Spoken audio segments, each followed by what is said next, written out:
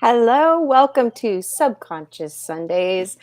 I am your co host, Reverend April Kling Meyer, and with me is my co host, Timothy Freeman, hypnotist at large. How are you today, Tim? Great. Thanks. Great to Ah, be here. hello.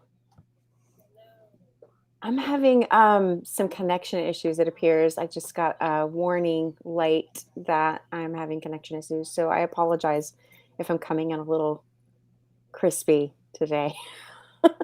Sure. And But welcome to I'm also Subconscious joining you. Sundays.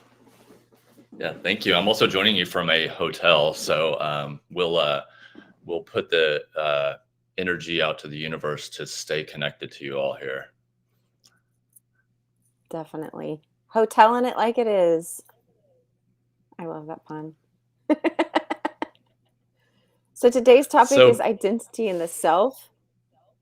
And it's a topic that Tim and I discussed. Like, we could go really simple with this one, and we could also go really complex with this one. So, what we've decided to do today is kind of start simple and build into the complex. And as always, we're open. The lines are open for your questions and your comments. But before we do that, we want to go into a little bit of intention setting, as we always do, with this fun and entertaining, laid back way to discuss potentially serious and heavy topics.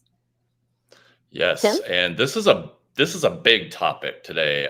So we invite you to. We want this to be open and inviting. We welcome your questions. Respectfully, bring them to the conversation here. This is our weekly ritual, and that's not to say that it's ours, that includes you, not just me and Tim, to gather in shared community in virtual sacred space and share our knowledge as we're learning about it, as we're and what we know so far about it, while hearing your response. And we always wish to Yes. remain respectful and rooted in compassion for self and others, promoting growth and expansion, and creating a supportive community. Yes. So, So I know we've got some really awesome responses to your inquiry this week. yeah.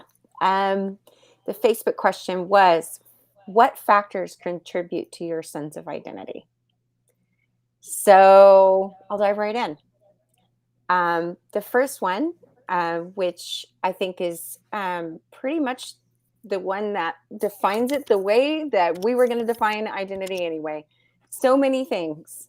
Honestly, so much of our identities are wrapped in things we don't control at all. How we look, who we're related to, who we're from, how we're raised, etc.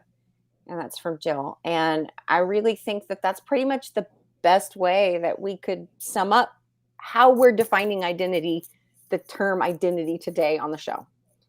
And I'll start it from there.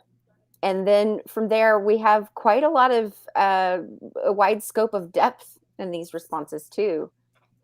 Sarah says, uncovering new layers of truth and core honesty, releasing conditioning that isn't helpful for myself or others any longer. That's getting more towards how we're going to be defining the self today as opposed to identity. But Sarah is in process of delineating the two. So that's a pretty good illustration. I mean, Sarah's in the business of delineating too. So that's a pretty good illustration of where we're headed today. Bear goes on to say something a little bit more specific about what Sarah's saying, and that is the juxtaposition of the years wasted pretending to fit in and the slow awakening of who I'm becoming. I'm beginning to see myself and therefore be myself. So there it is, the separation of the two, identity and self. And then Jen went into kind of like the more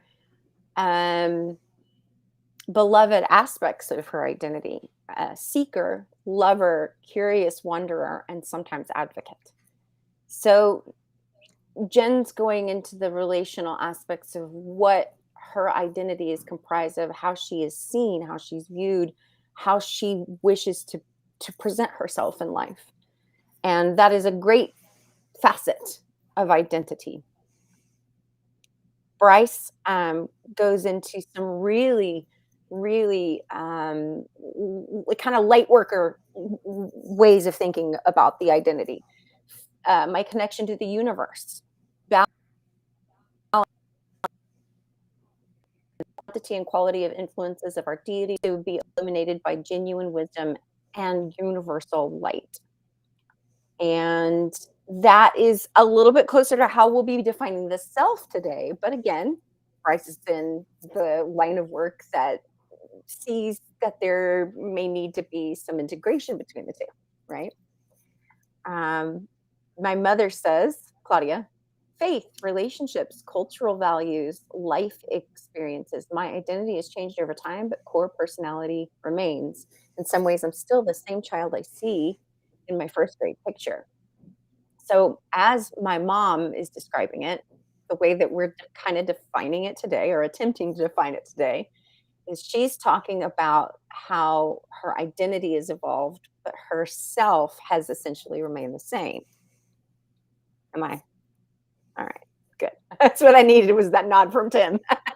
I love that. There's Yeah, I think that's a great way to look at what she said there for sure. right. And Christelle, that is really kind of you to say. We're glad you're here. Thank you for being here today. We're glad to have you. She also says, I've been on a journey of discovering my true core self. I'm putting in that word in there. These past 6 years, previously I was told who I am, identity. Now I'm discovering for myself, which is so powerful. It is indeed, which is why we're doing this show today. Christelle, you've nailed it once again. We're really in the conversation today about choosing to see our identity and ourself as two separate things and then reintegrating them as the same thing, sort of. Not really the same thing, but integrating them as things. And I'll dive right into what I was going to say. And Tim and I kicked this around all week. We actually probably Oh put gosh, more. we went into the deep end on this one, you guys, and it was awesome. It So was awesome. we're excited to share some of this stuff, and it's always a balance of time and depth and everything else. But go ahead, April. Yeah, I mean, we looked at a lot of different materials to bring this one to you today. And what we have essentially come to conclude, because this is no inquiry that we've arrived at for the moment, is that identity is comprised of kind of more outer, more tangible factors, ever evolving and subject to time. Self is comprised of kind of more inner factors, connective. I was thinking of it in terms of like the connective tissue or fascia of what connects us to all there is, connects us to the divine, connects us to existence, the universe, as it were, intangibles, and is timeless. Another way we talked about it, which is a really kind of it's an analogy that requires a little bit of suspension of my knowledge of science in general. But what I do understand about how light works is that it is both a particle and a wave. I would say that kind of the self is the particle aspect of the wave of existence. Am I doing this right? I think that's really, that's a really interesting way to think about this. And one perspective that we talked about that we encountered too is that, this sense of self and the sense of identity is really pretty illusory, right? And it's kind of like the nature of light. It's both a particle and a wave. It's really only a particle when someone's observing it. Yeah. Right. And so that's kind of part of identity too in that regard. Mm-hmm. But yeah, go ahead. Yeah. Thinking in terms of the timeless versus what is subject to time is kind of, it gets a little wobbly there, but I do think that the self is deeply connected and there's no kind of separateness of the self from all there is. Whereas with identity, it is the separateness, if that makes more sense. Um, Building a relationship with the self is the entire reason for the topic today. And the reason why I'm bringing this up, hang on just a second. I got to grab something. The reason why I'm bringing this up, and shameless plug time, I am doing the devotion workbook right now, live on Instagram. So this is my workbook by me, and it's a 28-day lunar journey from new moon to new moon, full moon to full moon. Actually, there's full moon tomorrow if you want to start tomorrow. But I'm kind of making the book open source on Instagram right now. That's kind of the whole point of doing it. And to me, the relationship to the self is kind of like step one in being an integrated spiritual being and being fully in awareness of all that you can be aware of when it comes to your existence on this plane and in the universe. So building a relationship with the self means seeing the identity and the self as two different things. Seeing the body as the vehicle of the self rather than the self itself. And also kind of who we are relationally to others as sort of more of like the identity. Using feelings as our signposts as opposed to the feedback, validation, criticism, or judgment of others. So we're, as human beings, I really believe that the tendency is strong thanks to our very powerful egos that are fed every day by the media that we consume and the relationships that we have, that we're more likely to be in relationship on a conscious level with our identities rather than ourself. I say this with zero judgment because I think that's important. That's what this book is essentially about. It starts with our relationships with others, the friendship section, moves into the relationship with the self, with the capital S, and then moves into the relationship with your body, which, see, tomorrow is day 15. I haven't filled it out yet. Proof I am doing it as we go. I'm actually writing in this copy of the book and really doing it. So when it comes to what my work is all about, it is about seeing the self as that core, connective entity that is not separate from anything else that there is. The part of us that is truly the macrocosm, microcosm of the universe, meaning we are both a part of the universe and the universe is a part of us. And the way that we can start to see that difference is to be more conscious of our identity and to really examine those relationships, such as in the devotion workbook. The way to connect to the self, once those relationships are clearly defined with others, with the body, and with all the aspects of your identity, the way to build the relationship with the self, the divine inner self, that of us which is connected to the universe and is no different from all there is silence and stillness. And this is where it gets really juicy. And this is where Tim and I started to like kind of shift around in our seats while we were talking, because it started to get really, really juicy. I personally feel like my subconscious is the greatest voice I have that I can access that speaks for the self.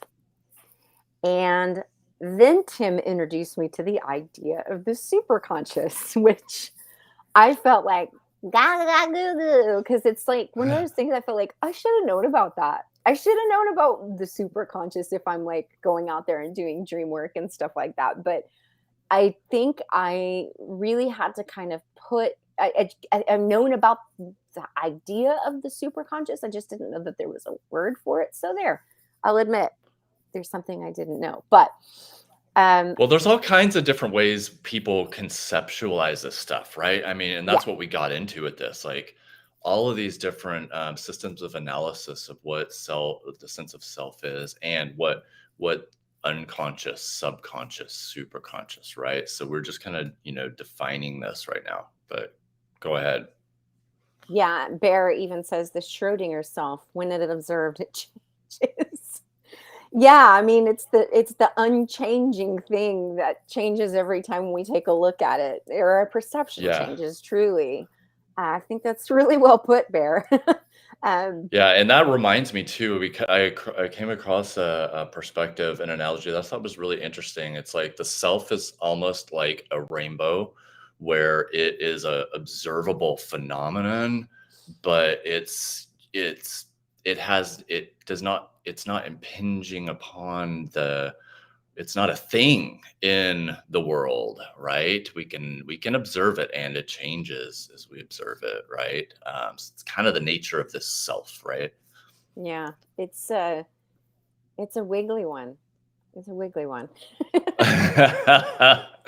So, I started to really think based on the conversations that Tim and I were having, thinking out loud with him, with you, and thinking in my notes as I was gathering my thoughts for what I was going to say today. And that is, I feel like my subconscious, kind of that access, that voice that I have for the self, and the way that I interact with that is through dream work and with through hypnosis, with Tim actually. And then I also, when I think in terms of the super conscious, I feel like my subconscious is the portal to that. Now, I'm going to differentiate the two the best of my ability here. The subconscious is the compiler of what we call reality, helps us see reality for the dream that it really is. And I see it as sort of the gasket that helps the self connect to the superconscious, which is defined as the part of consciousness that sees beyond reality, beyond the dream of reality, as it is put in terms of, like, the Don Miguel Ruiz, Four Agreements type of thing, or Course in Miracles. Um, so that subconscious is in the business of dealing with the illusion of reality, and the superconscious is in the dealing of what's beyond that, which we really don't have a whole lot of access to, if we're being really honest with ourselves. Right. But to attempt to access that, I think, is really the crux of, it's really the impetus behind why we even get involved with spirituality in the first place, is to answer those unanswerable questions, to try to find answers to the great mysteries in the world. And the superconscious to me represents those unanswerable phenomena that we won't really get the answers, like what happens after we die, or what happens to our spirits before we're born. We were talking about in a previous episode recently about the home beyond. That's kind of super conscious business. So Right. I feel like the subconscious, since that's what the show's about, is kind of that little channel to use what we're seeing in this reality, in this illusion of reality, that helps us learn more about what's beyond it. And I feel like dreams are, to me, dreams of hypnosis to me, and there's lots of different ways to define that, but those are the two main ways. Oh, and I will admit that I do a little bit of automatic writing sometimes, like just letting my hand write the words. Doesn't always make sense, but it helps me kind of helps me see where my head is at. Journaling to some extent, but automatic writing is a, we'll talk about that another day. Yeah, I mean, this is there's so many ways to access the subconscious, like there's dream work. I mean, some of these more potent and intentional and direct ways, like dream work, like hypnosis. But the sense is here, to expand on what April said, is that we live in a, you know, it, we live in a world of our perceptions. Our world is comprised of our perceptions, and that's what how the subconscious sort of constructs this reality. And then when we can kind of unify conscious and subconscious, that's where this conduit to see maybe through the web and in ways we kind of circumambulate the true self, right? And we can have some experiences where we can feel a direct connection to it. And as far as our limited minds, I think that's as good as we can do, honestly. Right. Right. We have to come at this whole conversation in layers. The layer of identity, we can't even go there without talking about the ego and the way that the ego sees the world as separate. The ego sees the world as compartments, compartmentalism. And Jung's persona and shadow and all of this. Right. So then we get into that talk about what the true self is, the divine inner self, and it's beyond all of that. It's beyond all the tangibles, and it's referred to a lot as flame. It's referred to a lot as ether. It kind of even defies elemental convention, but we can only describe it with what we are able to access in this thing we call reality. So again, though, I do, before I hand it completely over to Tim for this really, really gorgeous hypnosis that you are about to take us through, this hypnotic meditation, I want to just repeat again that the greatest chance you will have to build relationship to that self that goes beyond identity is stillness and silence. And all the relational stuff, all the identity stuff is important too, or I wouldn't have self-published a workbook about it. But to start to see those things as relational rather than being the self, being in relation to the self, is the beginning of seeing the self as something that is other than what is projected as separate, other than what the ego would have you believe is separate. Because the self is connected to all there is. It's connected to everything. It's connected to the universe. It's all that of you that is stardust. Stardust among stardust. So right, the spark of the big fire, the drop of the ocean, qualitatively similar. But another point, you are not a April, drop in the ocean. You are the ocean in a drop. Rumi. There we go. Awesome. Another point that I thought was really good that you were kind of exploring here, April, is, if we think of the self as the totality of our being, we can't throw the baby out with the bathwater. We have to integrate our identity. We have to integrate these more external, and we have in the relational aspect of this that you mentioned. So, we can live an ascetic life where we're denying our physical existence and all of this, and that might get us some experience of connection to the self. But if the self is the totality of being, we have to embrace those aspects of ourselves also, right? Right. Well, that's the life of Gautama, Siddhartha Gautama Buddha, is that being an ascetic only got him so far. It was being in relation to the identity, the parts of identity. And that's what integration is all about. So I do think we're getting to that point in the episode where we really need to get over to you now. But we really have only scratched the surface of the conversation. So continuing it in the comments, we knew this would happen. Continue that and this conversation. Yes. Yeah. I mean, we might do a part 2 on this because, it's like we pick these topics, we're chewing on them ourselves as human beings, right? Like, we only have so much authority from our mind, any of us, right? So we're chewing on this stuff here, and we realized how big this is. We didn't bite off more than we can chew here, but there's a lot to discuss. So, So, and again, we really truly both feel that the subconscious is that portal. So, and hypnosis is a really important tool in accessing it. So, I'm going to hand it over to you now. great. All right. If y'all like to join me for this hypnotic meditation, um, I have a really powerful.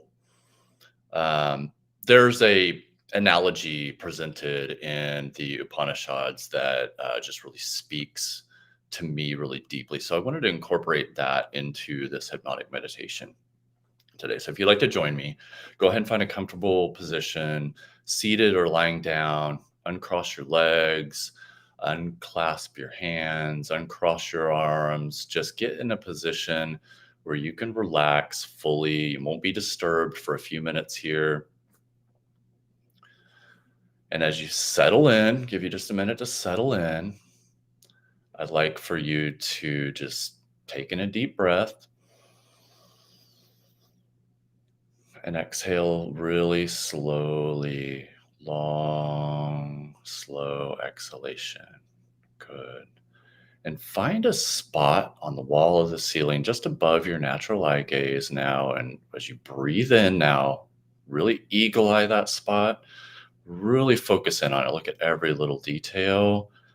And as you exhale, look through that spot. And you might notice the corners of the room and close your eyes when you're ready. You might start to feel a sense of spaciousness now. And I'd like for you to now to send a wave of relaxation all the way from the top of your head to the bottom of your feet. 1, 2, 3. One more time. A deep breath in. And as you exhale now, release any tension in your body. And with each breath, each calm, slow breath, you sink deeper into a state of tranquility and calm. Now take your attention to the surface beneath you, this sense of gravity gently holding you close to the earth. And as you focus on this sensation, you feel more and more settled, comfortably relaxed into the earth. And with your next deep in breath, you now start to send your awareness down deeper and deeper into the earth, grounded, supported, way down to the very center of the earth. And as that awareness fades, you go even more deeply, even more comfortably relaxed. You're in harmony with the pulse of the planet.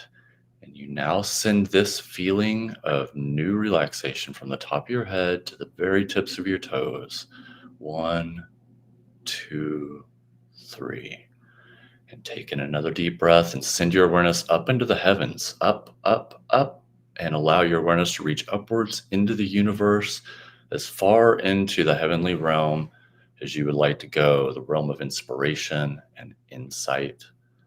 Call in now your higher power, whatever that means to you, and all the loving guidance of your spiritual allies, if you believe that, and know that an all encompassing love fills you and your environment.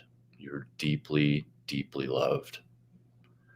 And as you bring your awareness back down, down into your body, let the grounded, nurturing energy of the earth and the wisdom and clarity of the divine commingle in this balance point of your heart. You feel at once grounded, settled, calm, and open to inspiration, blessed with and grateful for the bounty of life. Take in another deep breath now and just feel that sense in your heart. Imagine a warm golden light in your heart that grows to surround your whole body, now filling you with a sense of even deeper peace and tranquility. Feel this light washing away any last bits of tension and stress, leaving you in a state of deep, comfortable relaxation. We're going to use the power of your mind now to imagine now that you are a tree. Whatever tree comes up for you is exactly right. Good. Now step back from the tree to notice more.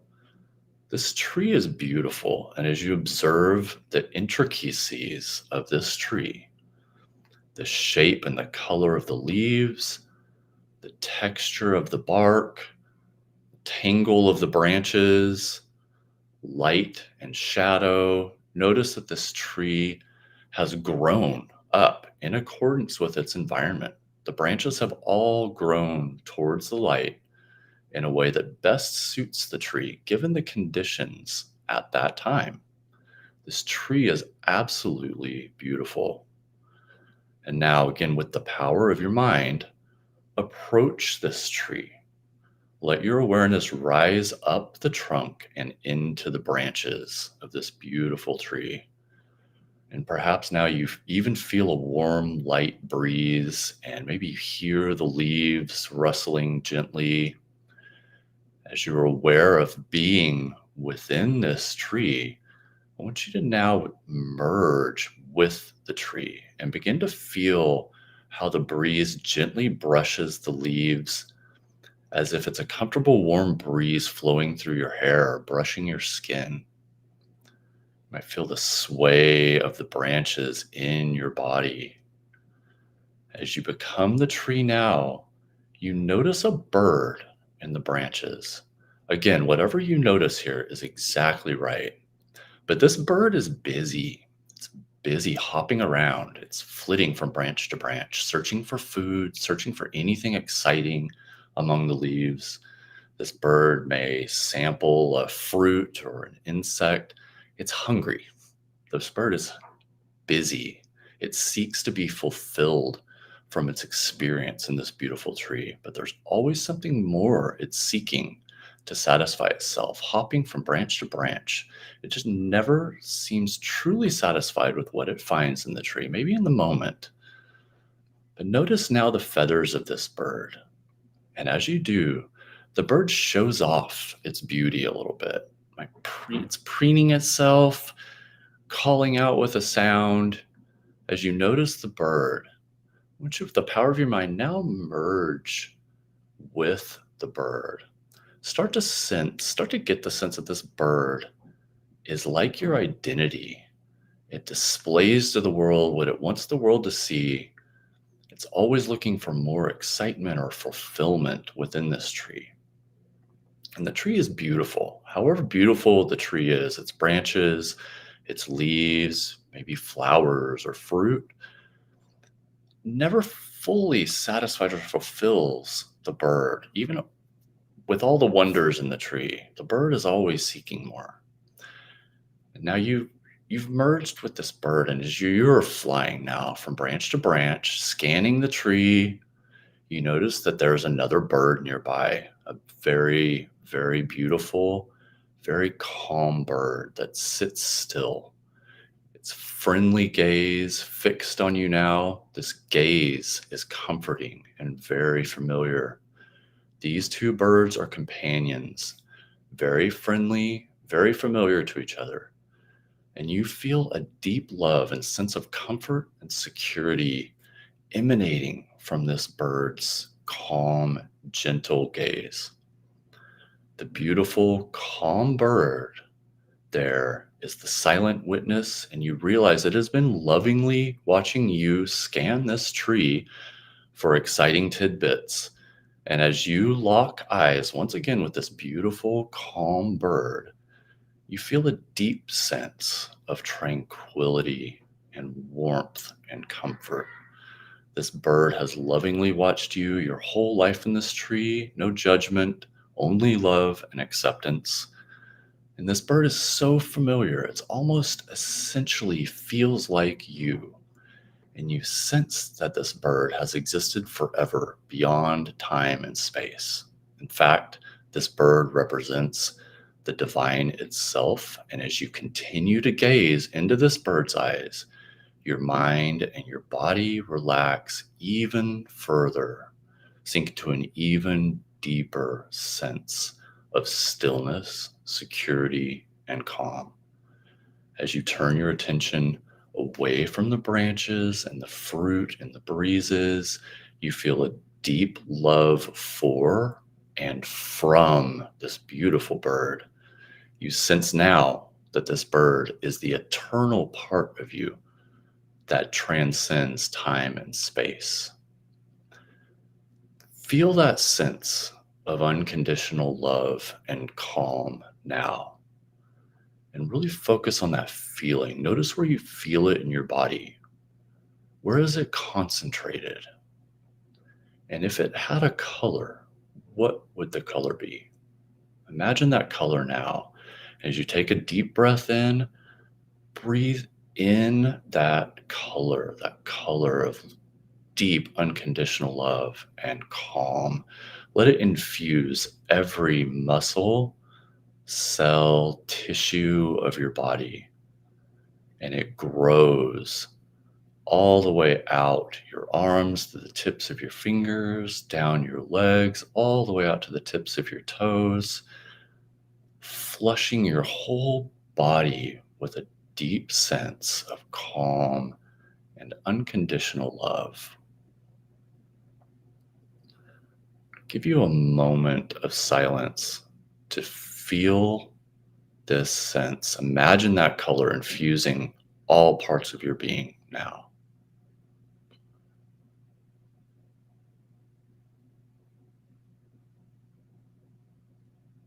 And know, because of this experience that you've had today, that anytime you want to catch a glimpse of your true eternal self, you can just imagine this color.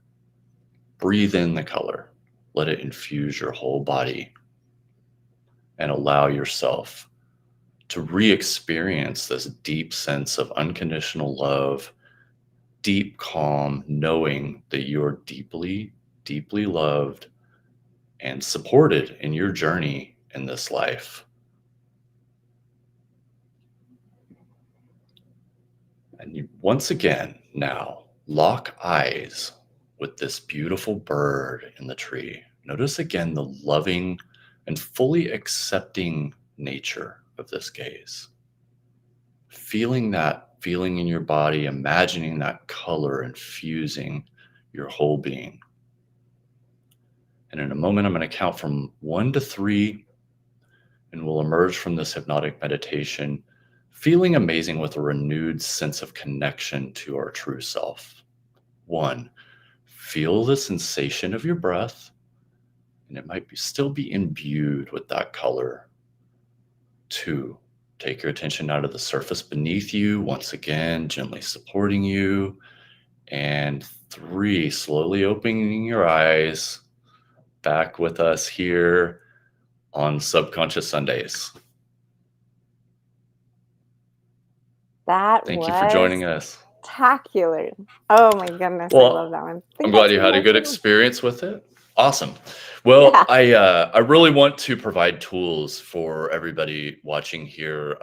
Not only show you the power of our own minds, right? Like, we have the power to really reinforce the things that are most important to us. So if it's important for you to get to know the true self, you might use this color exercise throughout the week. Yeah, awesome. I don't know about anybody else, but whenever you talk each week about that wave of relaxation, I literally physically feel it.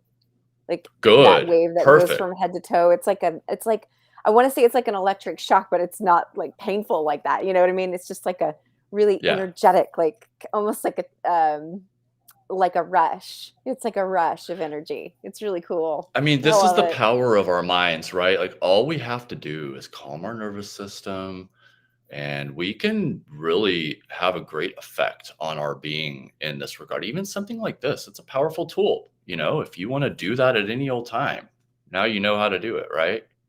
And if you want to do this with Tim, we put the link in every single video we make to set an appointment with Tim to work with him one-on-one. The first dose is free. You can have a free appointment with Tim just to see how well you work together, get that introductory session out of the way, and get an idea of what to expect if you decide to work with Tim. I have a similar link for myself. I offer the ability to feel seen, heard, and understood through um, being through deep listening and being conscious and present with you as you discuss what's going on in your life. Usually the identity stuff, but also we talk about that connective tissue. We talk about the different ways that you are connected to your identity and your concept of the divine inner and the notion of God or universe or however you choose to define that relationship as well. So And these links, I want to put in a little plug for you, April, ah, here. You know, so thanks. I think just the nature of my work here is, you know, hypnosis can kind of help you at any stage of your own process here, as does April's work. But I think, like, you know, if you've got like a lack of clarity, hypnosis can help clarify. You know, if you're like on the path or whatever, even if you're not on the path, the nature of April's work is so deep, and the way she accesses the subconscious mind with her techniques is super powerful. Yeah. And so if you're ready for kind of a different approach on that, I highly encourage you to book some time with April and go through some of her processes with her. They're awesome. Yeah, and if you go to creativityisspirituality.com, you can find the dream journal that I sell that helps you kind of break down your dreams into little bite-sized data bits that you can kind of watch trend over time. But as I've been talking about on this episode, the questions that I ask you or that you really are asking yourself in this journey seem simple, seem really basic, but once you start to go through those inquiries that seem simple, you start to see a bigger picture that is something really deep and profound and allows you to feel something. Like, again, in this topic, those feelings are our signposts to what's real, what's behind all of the illusion. So, working with either one of us will help with that. Don't hesitate to set those appointments. They're absolutely free. They're totally no obligation, and we're really eager to hear from you and work with you. And I'll go ahead and sign us off, Tim. Is there anything else you want to say before I do? No, just thank you, Bear, Christelle, James. Awesome. Thanks for being with us. Yeah, thank you so much. And we are really happy to have you. We are always happy to have our, community here with us live. I know it's not always possible, but I also want to thank those of you who are able to be here each week live or in the replays that we make available on YouTube. And we'll see you again next week.